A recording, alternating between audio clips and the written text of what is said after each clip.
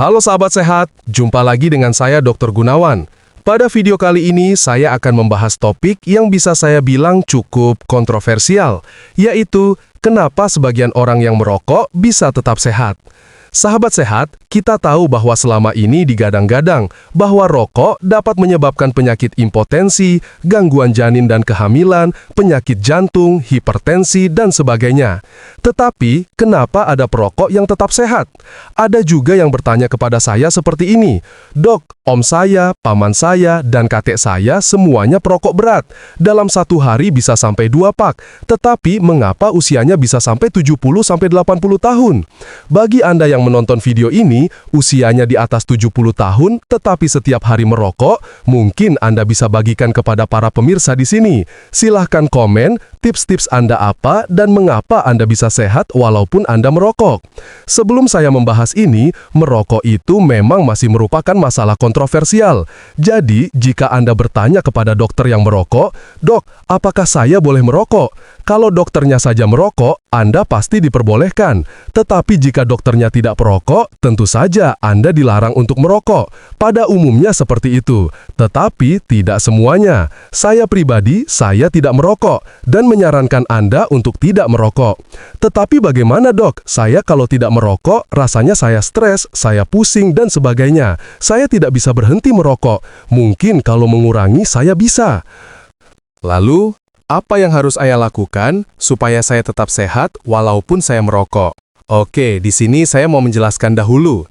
Seseorang bisa jatuh sakit, tentu saja itu karena ada faktor-faktor resiko yang membuat mereka sakit. Ini yang harus Anda pahami dulu. Jadi, faktor-faktor resiko yang bisa membuat Anda sakit bukan hanya rokok, tetapi masih banyak yang lainnya. Mungkin Anda tidak merokok, tetapi mengapa Anda jatuh sakit? Karena faktor resiko yang pertama, Anda tidak menjaga berat badan Anda. Pola makan Anda banyak lemaknya, gorengan atau pedas. Kemudian pola tidur Anda sering begadang. Anda stres masalah pekerjaan, mungkin masalah di rumah, istri, anak, dan sebagainya. Anda stres terlalu berat, kurang rekreasi, kemudian polusi udara. Mungkin Anda tinggal di kota besar industri, banyak pabrik di sana. Kemudian Anda kurang berolahraga. Jadi, faktor untuk membuat Anda sakit itu banyak, bukan cuma rokok. Tetapi yang selalu disalahkan adalah rokok.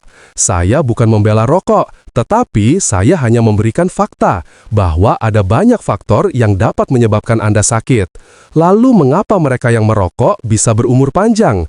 Mungkin mereka hanya melanggar salah satu atau salah dua di antara beberapa faktor tersebut. Saya mempunyai teman yang usianya sudah paruh baya, sudah sekitar 50 tahun.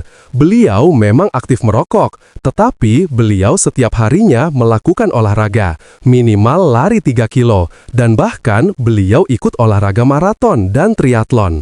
Anda bisa bayangkan, seorang perokok tetapi masih aktif melakukan olahraga, makan makanan yang bergizi, dan bahkan beliau masih bisa mengikuti olahraga triathlon.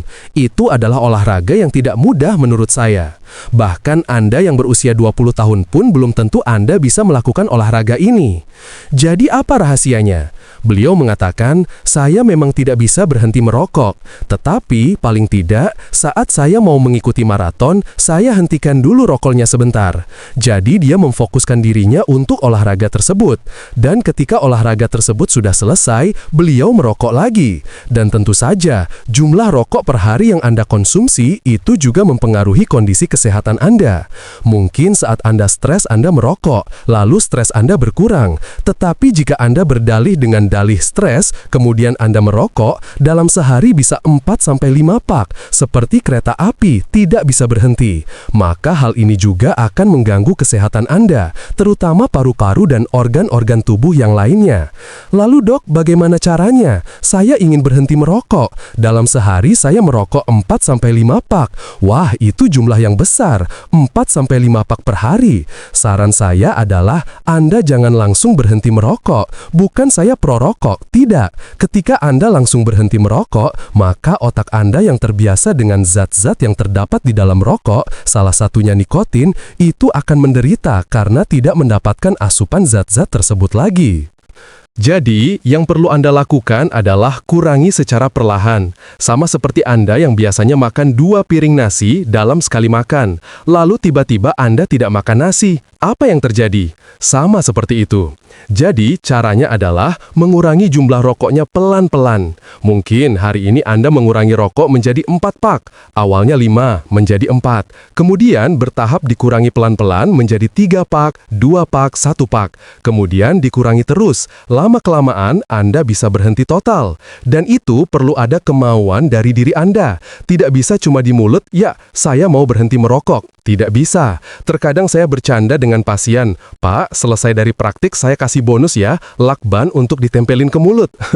Saya cuma bercanda. Jadi, bagi Anda yang ingin berhenti merokok, lakukanlah tips dari saya tadi. Dan juga satu, alihkan perhatian Anda ketika sedang stres atau ada masalah ke hal yang positif. Daripada Anda merokok, cobalah Anda lakukan kegiatan-kegiatan yang lain. Contohnya olahraga seperti sepak bola, atau Anda bergabung dengan komunitas-komunitas yang lain, tentu saja yang positif.